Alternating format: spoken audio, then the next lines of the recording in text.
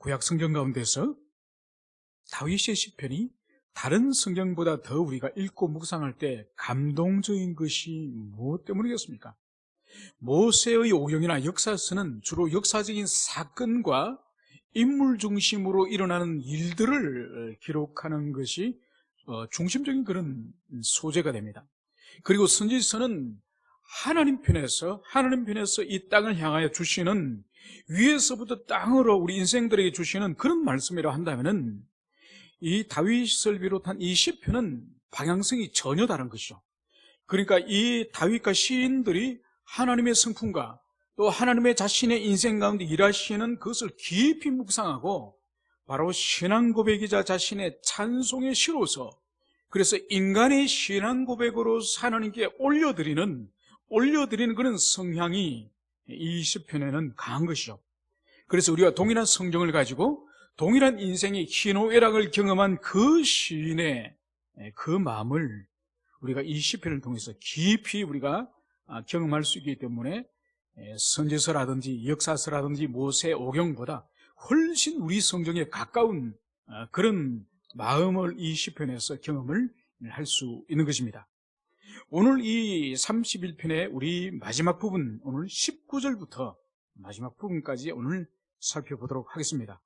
이 31편의 이 시편은 이 다윗이 주위의 많은 대적들과 심지어 자신을 사랑했던 친구들까지도 배신하여서 자신이 지금 사망의 엄침한 골짜기를 지나고 있는 그런 고통 가운데에서 배경을 하고 있는 그런 시라고 볼 수가 있습니다. 그래서 이 전반부와 중반부를 거치면서 그러한 인생의 위기와 위험과 생명이 경각에 다른 그런 고통을 이제 노래했다고 한다면은 오늘 19절부터 마지막 절까지는 그럼에도 불구하고 하나님께서 우리가 얼마나 절망과 위기 가운데서도 하나님의 인자하심과 사랑과 보호하심은 변함없었는지 그것을 오늘 다윗은 노래를 하고 있습니다. 오늘 19절에서는 주를 두려워하는 자를 위하여 쌓아두신 은혜, 이렇게 시작을 하고 있습니다.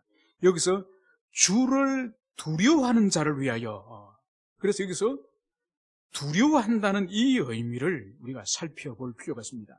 이 두려워한다는 이것은 히브리어로 야레라고 하는 그 단어를 쓰고 있는데 이것은 매우 중요한 의미입니다.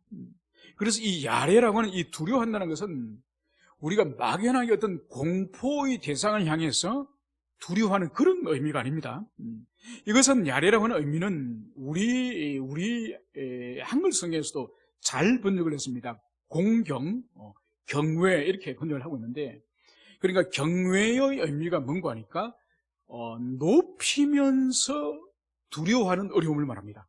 그러니까 공경하는 마음과 어려워서 두려워하는 마음이 매우 조화롭게 이루는 것이, 그것이 경외, 야레의 마음인 거죠. 그래서 무조건 상대방을 두려워하기만 하는 것도 아니고 두려움이 없이 그냥 사랑의 애호의 마음만 있는 것이 아닌 것입니다. 그래서 이 두려움과 함께 이끌리는 이 사랑이 아주 신비롭게 조화를 이루는 그런 마음의 상태를 경외의 상태다, 이렇게 말하는 것이죠. 그래서 이 경외의 상태는 이 세상의 자연인, 즉 회심하지 않은, 중생하지 않은 사람들에게는 절대로 찾아볼 수 없는 것이 이 야레의 마음, 이 경외의 마음이라는 것을, 그것을 알 수 있는 것이죠. 그래서 그 사람이 참다운 하나님의 사람인지 아직은 신앙의 입문조차 하지 않은 사람의 결정적인 차이 나는 것 중에 하나가 바로 이 야레, 경외의 마음이 그 사람에게 과연 있느냐. 그래서 경외의 마음이 밖으로 반드시 이것이 드러나거든요. 내면적인 주님을 향한 마음이 야레의 마음, 경외의 마음이라 한다면은 이것이 반드시 밖으로 표현이 되는 것입니다. 그것이 바로 뭔가 하니까 물론 범사의 모든 신자의 삶의 영역에서도 하나님 앞에 살아가는 이 야레의 마음이, 경외의 마음이 있지만은 가장 상징적으로, 가장 대표적으로 이 야레의 마음이 드러나는 것이 어디냐? 바로 예배 현장. 그러니까 예배의 현장에 그 사람이 들어서는 순간부터 하나님의 임재와, 그래서 찬양과 기도와 말씀을 청종하는 것과 또 헌상을 하나님께 예물을 드리는 이 모든 이 예배의 순서 가운데에 이 야레의 마음이 그대로 드러나는 것이죠. 그러니까 예배 가운데에 사람이 희죽희죽 웃는다든지, 예배 가운데서 계속 여러 날 동안에 계속 존다든지, 이런 사람이 야레의 마음이 없기 때문에 그 사람이 예배 시간에 진지하지 못하고, 또 예배 시간에 졸고, 그것은 바로 그 사람 앞에 지금 하나님이 살아계셔서 좌정에 계심에도 불구하고 그것이 경험되지 않는 것이요. 경험되지 않기 때문에 신앙생활 가운데서도 진지함이 없는 그런 신앙생활. 그런 사람들이 가끔 있지 않습니까? 마치 교회를 취미생활을 하는 것인지, 헬스클럽을 다니는 것인지, 안 그러면 골프클럽을 다니는 것인지, 이 경외의 마음이 없으니 진지함이 밖으로 드러나지 않는 거예요. 그런 사람은 참다운 신자라고 할 수 없는 거죠. 그래서 자기 자신을 과연 나에게 야레의 마음, 이 경외의 마음이 진짜 있는지, 그래서 삶의 모든 영역에서 야레의 마음이 드러나지만은 특히 예배 가운데서 그것이 진실로 나타나는 것이 그것이 야레의 본질인데, 그것이 만약 우리 자신에게 없다고 한다면은, 그래서 반복적으로 계속 예배 시간에 졸리고 예배 시간에 우리가 마음을 정하지 못하고 있다고 한다면은 그 사람은 참다운 회심자가 아닐 가능성이 훨씬 높다는 거죠. 그래서 그 사람은 신앙의 기본부터 다시 바른 것이, 그것이 영혼에 안전하다, 그렇게 볼 수 있는 것이죠. 오늘 이 다윗은 오늘 주를 두려워하는 자, 주를 야레하는 자를 위해서 쌓아두신 은혜, 즉 주께 피하는 자를 위하여 인생 앞에 베푸신 은혜가 어찌 그리 큰지요. 오늘 이 19절의 이 다윗의 어투는 전형적인 자기 체험의 고백, 자기 신앙의 고백 형태로 이 표현을 하고 있는 것을 볼 수 있습니다. 그리고 오늘 다윗은 여기서 이중적으로 오늘 표현을 하고 있습니다. 바로 주님을 두려워하는 자, 주님을 두려워하는 자를 위해서 하나님이 쌓아두신 은혜, 그러니까 당신을 경외하는 자, 당신을 두려워하는 자에게 하나님께서 그 사람에게 쌓아두신 그 은혜가 얼마나 큰지, 이것을 말씀하면서 그것은 바로 주님께 피하는 자, 주님께 피하는 자를 위해서 인생 앞에 베푸신 은혜가 어찌 그리 큰지요. 오늘 이중적으로 동일한 의미를 반복적이고 이중적으로 여기 오늘 19절에서 말씀하고 있는 것이죠. 그래서 주를 두려워하는 자와 주께 피하는 자가 같은 의미입니다. 그러니까 주님을 경외하는 자는 바로 주님께 피하는 자인 거죠. 그러니까 주님을 경외하는 자만이 어떤 인생의 큰 환난이나 자신의 능력으로, 자신이 가지고 있는 자원으로서 해결할 수 없는 인생의 난관과 한계를 만났을 때에 바로 주님을 경외하는 자만이 그 문제를 주님 앞에 가지고 나가서 주님을 신실하게 의존함으로 주님 앞에 피하는 것이죠. 여러분, 이것은 절대로 나뉘는 것이 아닙니다. 이것은 인격적으로 주님을 만난 사람만이 회심자이고, 그 만난 사람만이 주님을 야레할 수 있는, 경외할 수 있는 사람이기 때문에 그 사람만이 바로 자기 인생의 어떠한 곤란이나 한계나 위기나 자기 인생의 문제를 스스로 절대로 해결할 수 없는 난관을 닥쳤을 때에 자기를 신뢰하지 않습니다. 자기를 신뢰하지 않을 뿐만 아니라 또 다른 사람을 신뢰하지 않습니다. 궁극적으로 사람을 신뢰하지 않는다는 거죠. 그러면 궁극적으로 누구를 신뢰합니까? 하나님을 향한 경외자는 바로 그 문제를 하나님 앞에 가지고 나가서 하나님 앞에 피하는 자임을, 그것을 보여주는 거죠. 여러분, 그래서 우리 인생에 이 평소에 인생이 잠잠할 때, 자기 인생이 평온할 때, 그 사람이 사실 참다운 믿음이 있는지 없는지는 사실 잘 몰라요. 다 웃으면서 다 은혜롭게 신앙생활하고 다 인생의 그런 봄날 같은 그런 날이 있으면은 누가 믿음의 사람인지, 누가 하나님의 사람인지, 누가 정말 주님을 신뢰하는 사람인지 모릅니다. 그런데 어느 날 갑자기 자기가 감당할 수 없는 그런 위중한 일이 일어난다든지, 도무지 자기가 가지고 있는 자원으로선 해결할 수 없는 그런 인생의 한계 문제에 딱 닥쳤을 때에 이 사람이 하나님께 딱 무릎을 꿇느냐, 하나님 앞에 딱 엎드리냐, 아니면은 끊임없이 방황을 하죠. 계속 마음을 정하지 못하고 방황을 하는 사람이 있는가 하면은, 또 어떤 사람은 완전히 세상 사람으로 변하는 사람이 있습니다. 그러니까 평소는 그 사람이 교회 안에서 직분도 있고 헌신도 하고 사역에도 참여하고 그래서 믿음이 괜찮은 사람인 것처럼 보였습니다. 그런데 자기가 해결할 수 없는 위기를 딱 만나면은 그때서 그 사람 속에 감춰져 있던 불신앙이 딱 드러나는 거예요. 그래서 이렇게 합시다, 저렇게 합시다. 그 모든 방식이 불신앙적인 삶을 선택하는 거죠. 여러분, 그런 사람은 일찍이 주를 두려워하는 마음이 없는 사람이에요. 없는 사람인데 오랫동안 신앙생활을 하면서 교회 안에서 어떻게 말하고 어떻게 처신하고 어떻게 행동할지를 많은 학습과 경험을 통해서 익혀졌을 뿐이지 진정으로 하나님을 경외하는 자에게 있어서는 절대로 그런 반응이 없는 것이요. 그래서 그 사람이 큰 위기에 빠졌을 때에 그 사람의 본심이 하나님을 향해서 야래하는 마음, 두려운 마음이 있는지 없는지 그 한계 상황에서 보여줌을, 그것을 알 수 있습니다.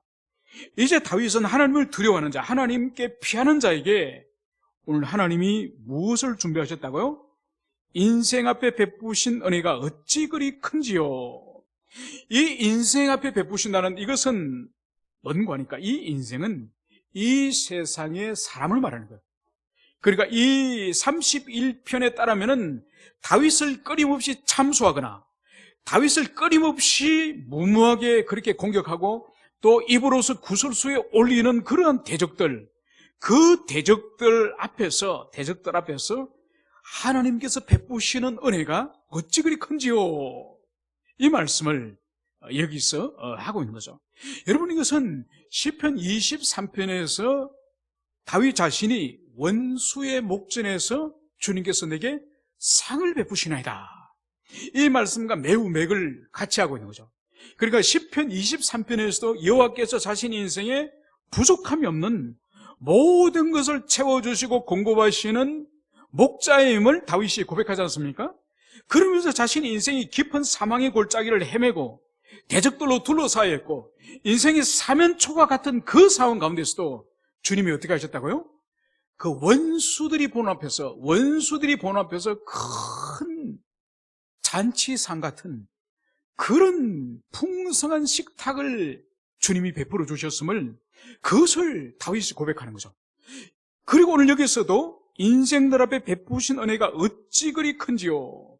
그래서 시편 23편에서 다윗이 고백하는 거나 여기서 고백하는 것은 다윗이 자신의 삶의 체험을 통해서 하나님께서 그 위기와 그 곤란과 그 사면초가 가운데서도 자기를 어떻게 기막히게 지키시고 보호하실 뿐만 아니라 그 원수들 앞에 상을 베푸시는 그 엄청난 은택을 이 다윗이 수없이 경험했기 때문에 오늘 시편 31편에서도 오늘 이 고백을 오늘 하는 것이요.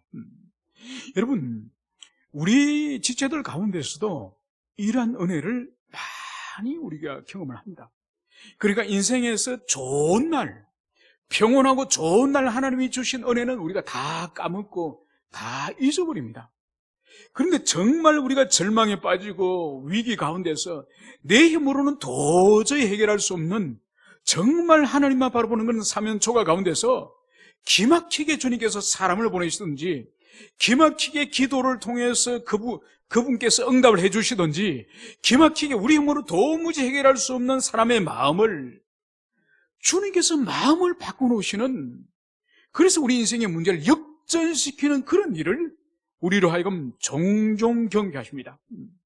바로 오늘 다윗이 그의 인생 가운데 주님께 피하였더만은 주님께서 쌓아두신, 즉 간직해두신, 저장해두신 그 주님의 은총을 풀어서, 그것을 풀어서 이 다윗에게 베풀어 주신 은혜가 얼마나 큰지 오늘 이 체험을 다윗이 지금 고백을 하고 있는 것이죠.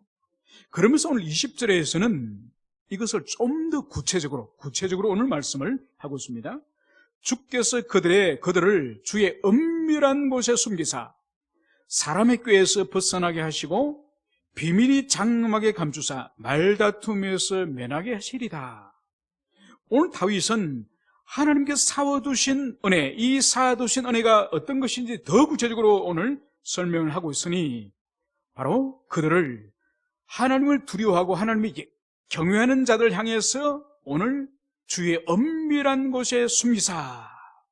여러분, 이것은 다윗 자신이 이 사울의 이 쫓김, 사울의 추적에 의해서 그 끊임없이 광야를 그가 쫓겨다니지 않습니까? 그러면서 사무엘 상을 보면은 다윗이 이 광야의 반석 바위 틈, 이 반석 바위 틈에 그가 도망하여 숨었던 일들이 왕왕했습니다. 특히 사울이 군대를 친히 이끌고 수색을 하면서 다윗이 숨어 있는 그 동굴 안에까지 이 사울이 들어가지 않습니까? 그러면서 이 동굴에 숨어 있는 이 다윗과 다윗의 군사들을 발견하지 못하는 거죠. 그러니까 다윗과 다윗의 군사들은 칼을 가지고 다윗에게 지금이 사울 왕을 죽일 기회입니다.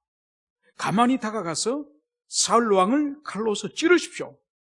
그러니까 다윗과 다윗의 신하는 사울을 발견하고 해칠 수가 있는데, 이 사울은 다윗이 그 동굴 속에 자기보다 더 깊은 곳에 있는 줄을 알지도 못하는 거죠.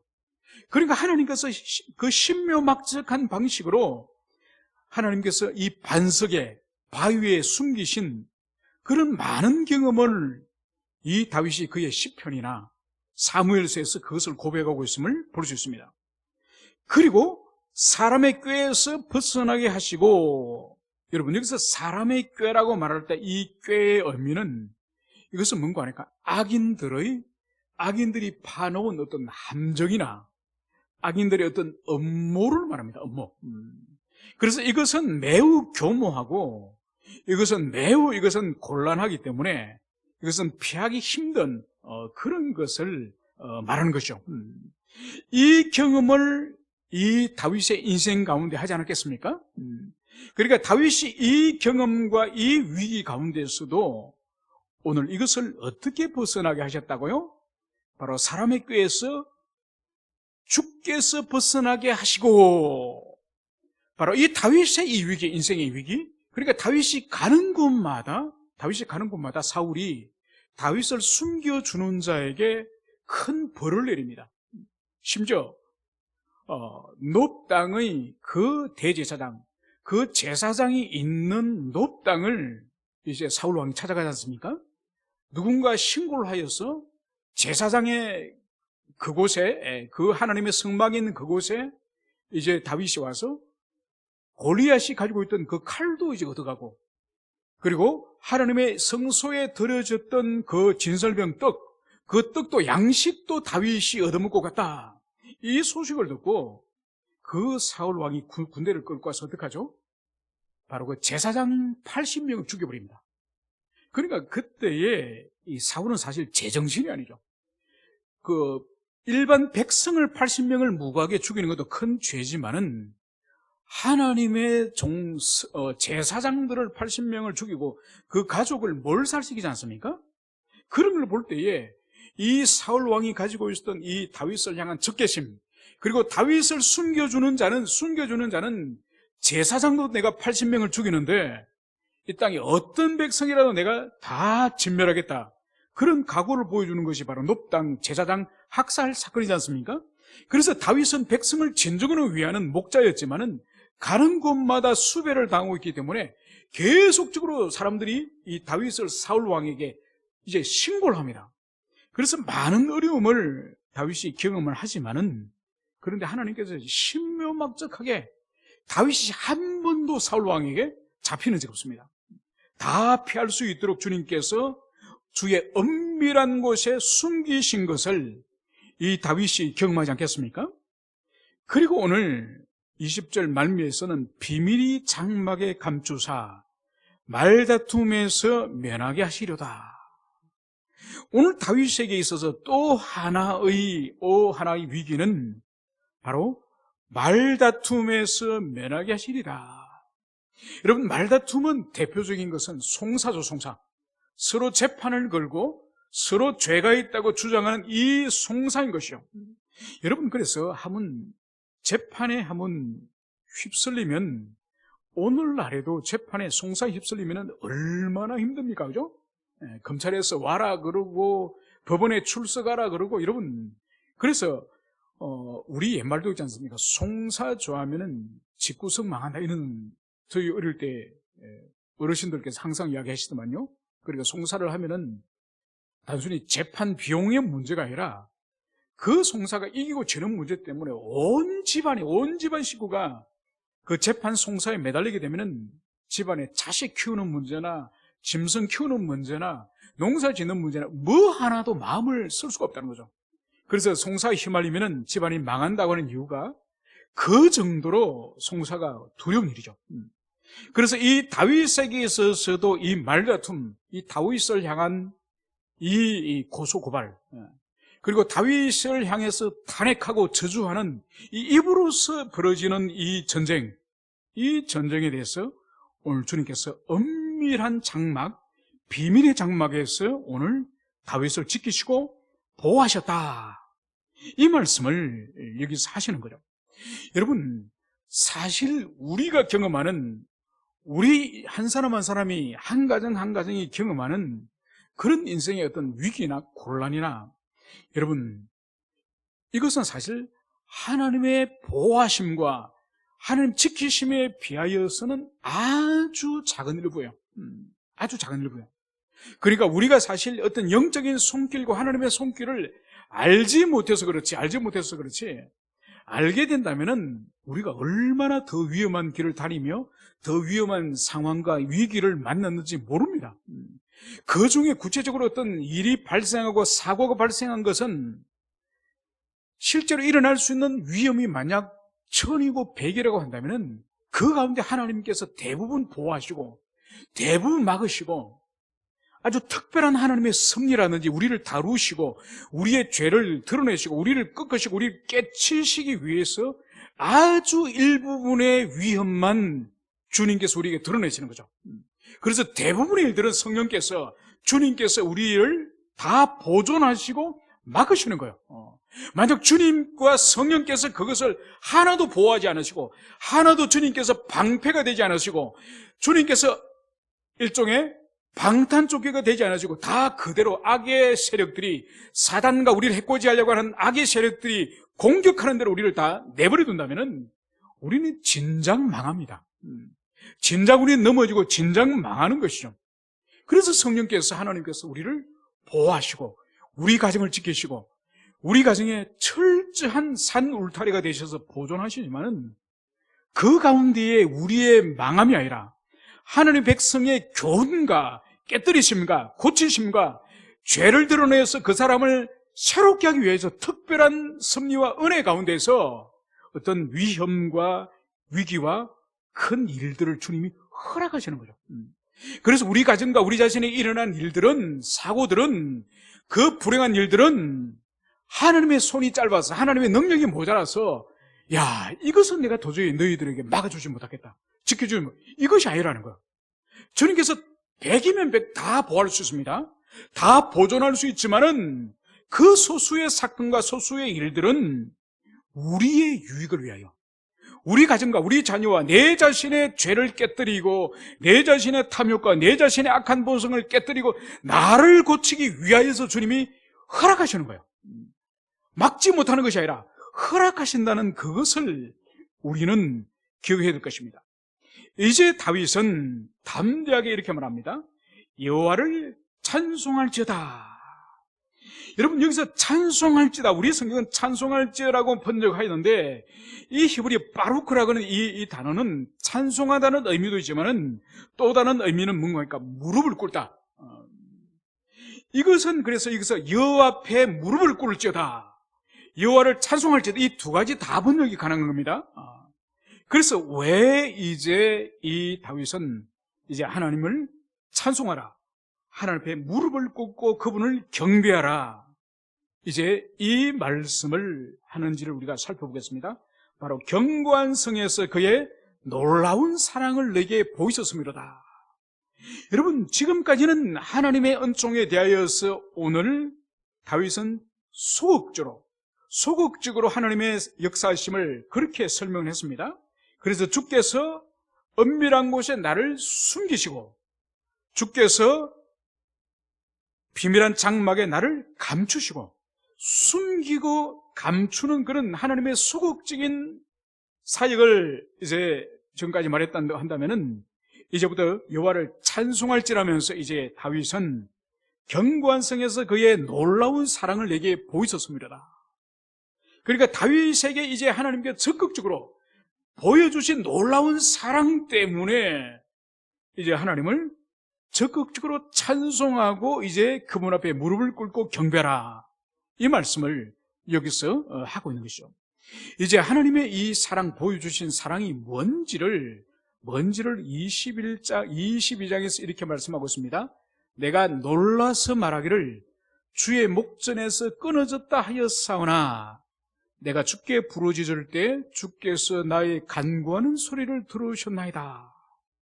여러분, 오늘 22절 초도에는 이 다윗의, 어떻게 보면 그가 얼마나 신앙이 연약한, 그도 우리와 동일한 성경을 가진 얼마나 그 위대한 왕 다윗조차 연약한 사람인지 그것을 여기서 보여주고 있습니다. 바로 내가 놀라서 말하기를 주의 목전에서 끊어졌다 하였사오나. 그러니까 다윗이 인생에 얼마나 많은 위기를 우리가 사무엘상을 통해서, 사무엘하를 통해서 우리가 알고 있습니까? 그죠? 그러니까 수많은 그의 위기를 우리는 알고 있습니다. 그래서 오늘 22절에서도 이제 다윗이 놀라서 스스로 말하기를 주의 목전에서 끊어졌다. 그러니까 다윗이 얼마나 이 마음이 이제 곤궁하고 더 이상 살 길이 없고 앞뒤를 돌아봐도, 사면을 돌아봐도 사면초가 같은 그런 절망적인 상태에 있었기 때문에 오늘 주의 목적은 하나님의 눈앞에서 내가 지금 끊어졌습니다. 오늘 이 말을 여기서 하고 있는 것이죠. 여러분, 다윗도 이렇게 위대한 신앙의 우리의 선진이었지만은 자신이 하나님 앞으로부터 이제는 저주받은, 버림받은, 끊어졌다고 절망할 정도의 그 정도의 연약한 사람임을, 그것을 보여줍니다. 여러분, 대표적인 사건이 어떤 사건이죠? 그가 이 가나안 땅 안에서 얼마나 몇 년 동안 그 작은 땅 안에서 쫓기니까, 사울 왕이 쫓기니까 어디로 도망을 갑니까? 마지막에 도망가는 곳이 골리앗의 고향으로 도망을 갑니다. 얼마나 그가 갈 데가 없었으면은 골리앗을 자신이 죽였는데, 그 자신의 얼굴을 그 땅의 사람들이 다 알고 있는데, 거기에 이제 다윗이 도망을 가는 거죠. 블레셋. 그 도망을 갔는데 망명을 갔죠. 망명을 갔는데 어떤 일이 벌어집니까? 거기에 블레셋의 왕의 신하들이 이 망명을 온 이 다윗의 얼굴을 알아본 거예요. 그래서 거기에 의탁하러 피난을, 그 망명을 왔는데 그 왕의 신하들이 왕에게 아뢰는 거죠. 왕이시여, 저 사람은 지난번에는 골리앗을 쳐 죽인 그 다윗이고 지금은 이제 하나님께 기름 부음 받고 이제 사울 다음에 왕으로 세워진 다윗이니다. 그렇게 누군가 왕에게 고소하지 않습니까? 이거를 다윗이 알아챈 거죠. 자신은 이 블레셋 왕이 자기를 모를 줄 알고 이 블레셋으로 도망을 왔는데 자신의 얼굴을 알고 왕에게 바로 이 자가 우리의 영웅, 우리의 참피온 골리앗을 죽인 원수입니다, 이 말을 하니 이 다윗이 완전히 사면초가가 된 거죠. 그때 어떤 일이 벌어졌습니까?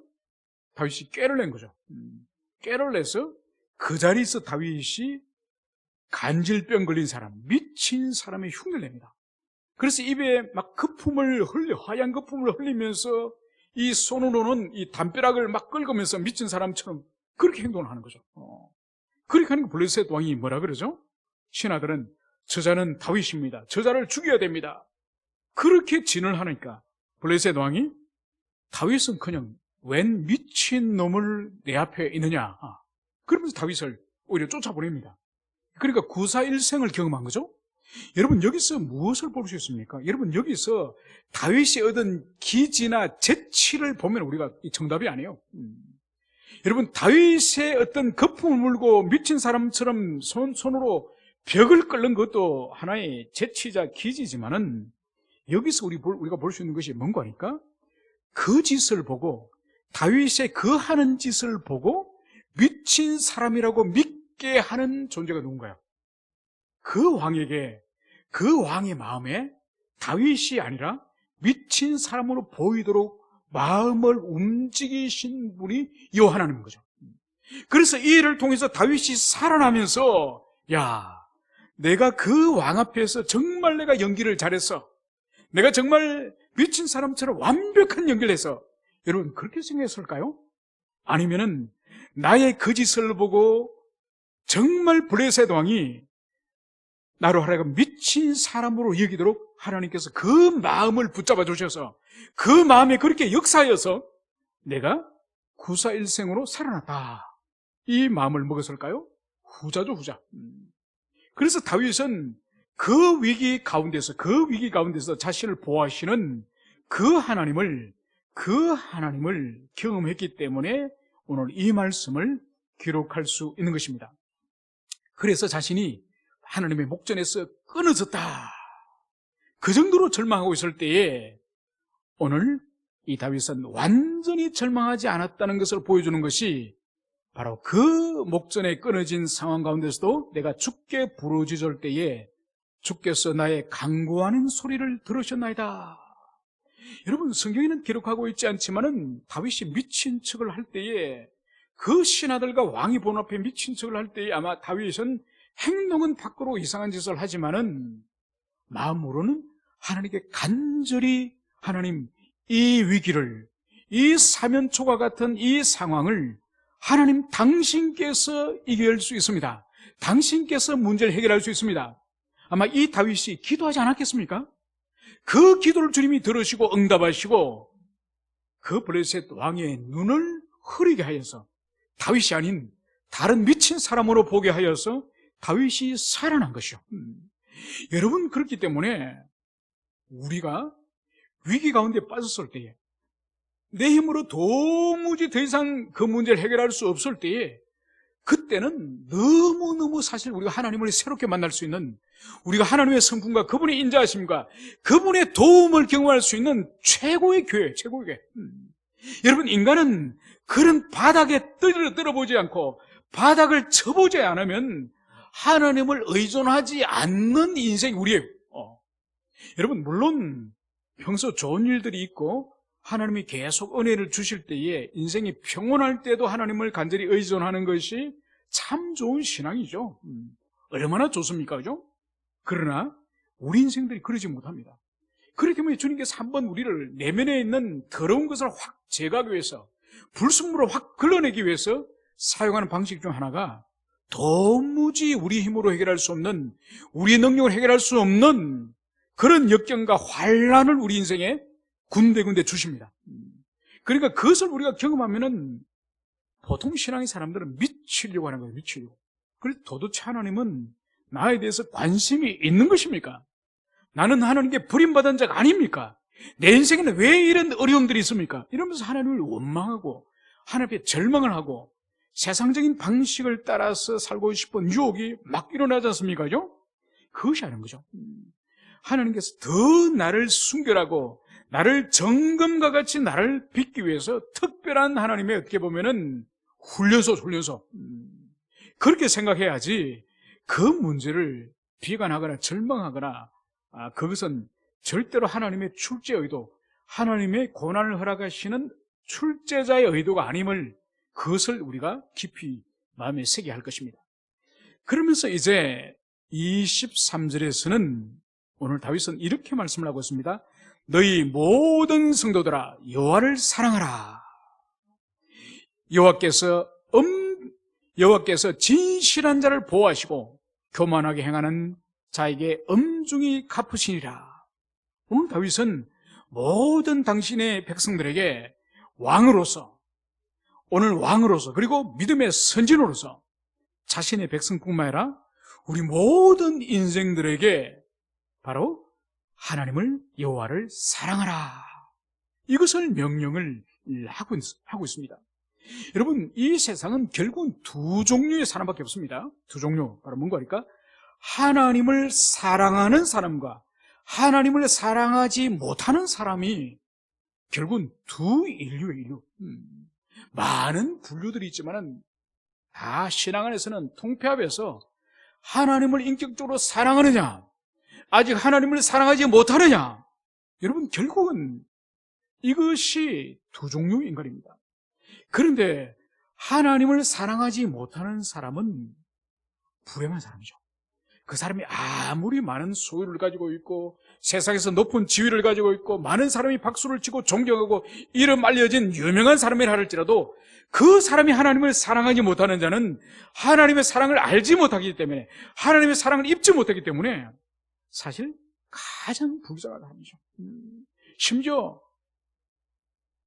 요양병원에 누워서 아무것도 일도 못하고 사회적 생산력도 없고 사람에게 도움을 주지 못하는 그런 인간이든지, 아니면 식물 인간이라서 이제 돌아가실 날만을 기다리고 있는 사람이라 할지라도, 아니면은 지하도에 엎드려서 구걸하는 그런 사람이라 할지라도, 그 사람이 하나님을 사랑하고 하나님의 사랑을 입은 경험이 있다고 한다면은 하나님의 사랑이 없는 재벌 회장보다 더 위대한 인생을 살은 것이죠.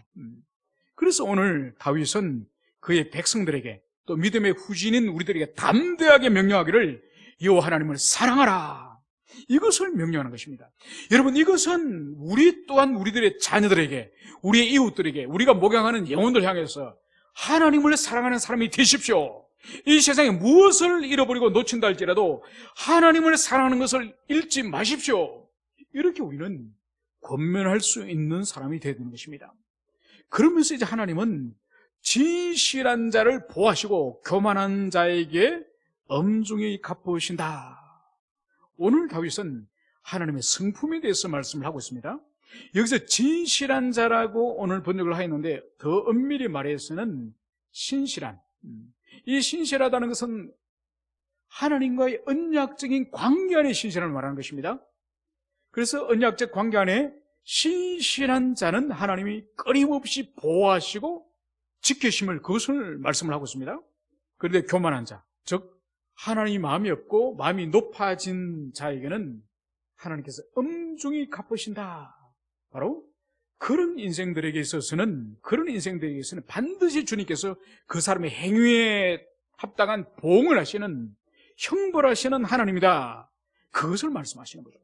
여러분, 여기서 이 신실한 자는 우리가 처음에 살펴본 것처럼 주님께 피하는 자, 또 주님을 경외하는 자, 이 동일한 의미입니다. 그래서 경외하는 자, 신실한 이런 자를 하나님이 끊임없이 관심을 가지시고 그 삶을 지키시고 필요를 공급하시고 위기로부터 구원하시고 인생의 난관으로부터 주님께서 해결해 주시고, 이런 은혜가 계속 있다고 한다면 하나님의 마음이 없는, 하나님 향한 경외나 사랑이, 신실함이 없는 이 높아진 이 세상의 악인들, 이 교만함은 반드시 주님께서 그들의 행위에 대해서 보응하시는, 갚으시는 하나님이다. 그것을 말씀하고 있는 거죠. 여러분, 그렇기 때문에 이것을 굳세게 우리는 붙잡아야 됩니다. 그러니까 우리 인생에 신실하게 지금까지 살아왔지만은 아직 하나님께서 우리 인생에 합당하게 어떤 보호하심이라든지 은택을 베풀지 못하였다고 우리가 주관적으로 경험할 수 있습니다. 그러나 우리 인생이 끝난 것은 아니에요. 반드시 주님은 이 성품에 따라서 당신을 신실히 따르는 자에게 주님께서 합당하게 갚아주시는 분이에요. 또 반대로 이 교만한 자, 마음이 높아서 하나님이 계시지 않는다 그리고 불법과 불의를 행하는 이런 자들이 잠시 잠깐 동안은 잘 되고 주도권을 쥐고 이 세상의 왕노릇을 하는 것처럼 보이지만은, 그러나 하나님은 살아계시고 당신의 공의의 성품에 의해서 반드시 이런 자를 오늘 엄중히 갚아주시라. 여러분, 이것을 반드시 믿고 붙잡아야 돼요. 그렇지 않으면은 악인이 잘 되는 것에서 우리가 실족하고 넘어질 수 있고, 그리고 내가 신실하게 살았다고 생각을 하면서 내 인생이 왜 이럴까? 그러면서 우리가 실족하는 거죠. 그래서 반드시 주님은 신실한 자가 교만한 자에 대해서 당신의 성품을 따라서 갚으시는 분이다. 이것을 오늘 다윗은 그 긴 인생 동안 수많은 경험을 통해서 오늘 여기서 고백하고 있음을 볼 수 있습니다. 그리고 마지막 24절에서는 오늘 다윗은 이렇게 또 명령을 하고 있습니다. 여호와를 바라는 너희들아 강하고 담대하라. 바로 하나님을 소망하고 하나님 얼굴을 바라고 하나님을 찾는 너희들은 강하고 담대하라. 여러분, 오늘 다윗이 마지막으로 명령하고 권면하는 것이 바로 뭔가 하니까 하나님을 마음으로 진정으로 바라고 그분의 언택을 잊기를 원하고 그분 앞에 신실한 삶을 사는 사람은 바로 강하고 담대하게 살아라, 이 말씀을 여기서 하는 거예요. 여러분, 다윗이 여기서 강하고 담대하게 살아라고 말하는 이것은 인간 내면, 자기 내면 안에 어떤 강하고 담대함이 있기 때문에 그런 명령을 하는 것이 아니에요. 이것은 바로 뭔가 하니까 우리가 바라는 여호와, 우리가 바라는 여호와 그분이 강하고 담대하시고 우리를 사랑하시고 우리를 보호하시고 우리를 지킬 만한 모든 능력을 갖추신 선하신 우리 아버지이기 때문에 그분을 향하여서 우리가 바라는 마음을 오늘 가지고 있기 때문에 이 세상에서 우리가 강하고 담대하게 살아가야 된다, 이것을 말씀하고 있는 거예요. 여러분, 그렇기 때문에 우리 믿음의 백성들은 이 세상의 어떤 환경이나 조건이나 상황이나 이 세상의 다른 사람하고 비교해서 우리가 더 잘 살고 더 많은 걸 소유하기 때문에 강하고 담대한 것이 아니라 우리가 하나님의 자녀요, 우리 아버지가 하나님이시기 때문에 이거 하나로, 이 언약적인 관계 하나로 우리가 이 세상을 강하고 담대하게 살아야 됨을, 그것을 오늘 다윗은 우리에게 명하고 있습니다. 우리 모든 지체들이 오늘 다윗이 오늘 말씀하고 있는 것처럼 강하고 담대한 인생을 살아가기를 축원합니다. 함께 기도합시다.